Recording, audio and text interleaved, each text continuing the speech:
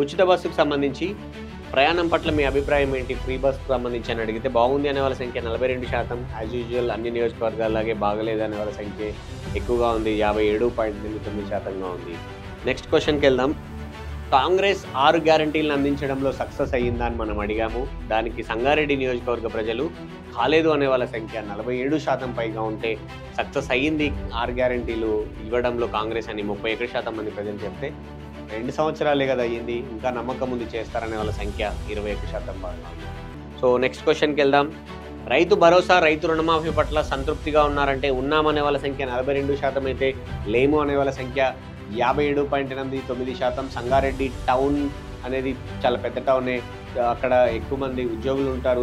మిగతా అంతా కూడా గ్రామీణ నేపథ్యం. కొంత అర్బన్ పారిశ్రామికంగా కూడా కొంత డెవలప్ అయిన ప్రాంతం. సో అక్కడ రైతు భరోసా, రైతు రుణమాఫీకి సంబంధించినటువంటి క్వెషన్‌కు ఆన్సర్ ఇది.